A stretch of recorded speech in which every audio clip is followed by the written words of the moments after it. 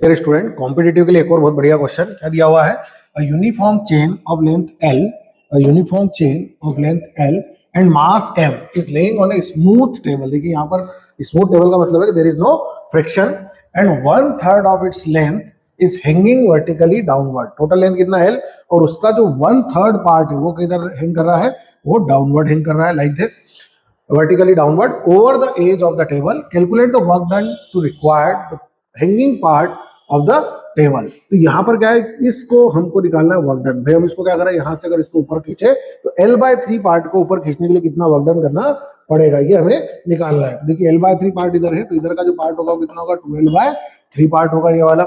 ये पार्ट कितना मिल रहा है, 12/3। अब देखिए इसको कैसे सॉल्व करते हैं। तो सबसे पहले मैं बात करता हूं कि टोटल मास कितना है। सो टोटल मास जो है वो कितना है, m है। और अगर वेट की बात करता हूं तो वेट कितना है, वो है mg। तो ये है total weight of the chain. हमें निकालना होगा वेट पर यूनिट लेंथ। क्यों निकालना है अभी आपको बताता हूँ। वेट पर यूनिट लेंथ वो क्या होगा, तो वो होगा mg/l। mg/l total weight divided by length of this. अब इसको करने का कारण क्या है कि भाई हमें तो इतने पार्ट को खींचना है ना, तो इतना वेट चाहिए। तो हमको क्या चाहिए, अब वेट ऑफ हैंगिंग पार्ट। किसका निकालना, वेट ऑफ हैंगिंग पार्ट। जितना पार्ट हैंग कर रहा है तो कितना होगा, तो भाई mg/l ये होगा पर यूनिट मल्टीप्लाइड बाय जितनी लेंथ। ये वैसे ही बात हो रही है जिस तरीके से हम बात करते हैं कि भाई 1 रुपए का एक पेन है तो 10 रुपए के कितने पेन आएंगे, तो 10 पेन आएंगे। Similarly mg/l weight per unit length multiplied by जितना हैंगिंग पार्ट है, इसको आप कैंसिल कर दीजिए।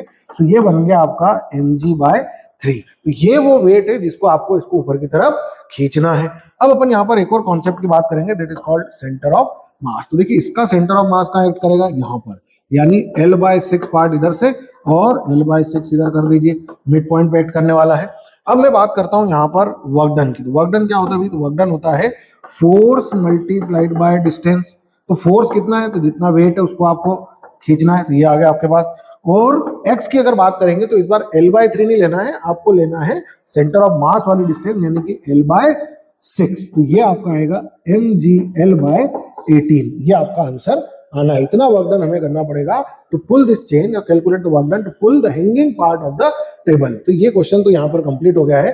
पर L/3 की जगह अगर L/4 L/6 कुछ भी दे सकते हैं, तो आप एक शॉर्ट ट्रिक ध्यान रखिएगा, वो होती है W = mgL/2n²। अब n का मतलब यहाँ पर क्या है, देखिए n का मतलब यहाँ पर 3 से आप 3 रखिए, 3 3 9 9 2 18। तो आपको यही फार्मूला आ जाएगा। तो अब इस क्वेश्चन को आप सीधे से इस फार्मूले से ही ध्यान रखेंगे। Thank you.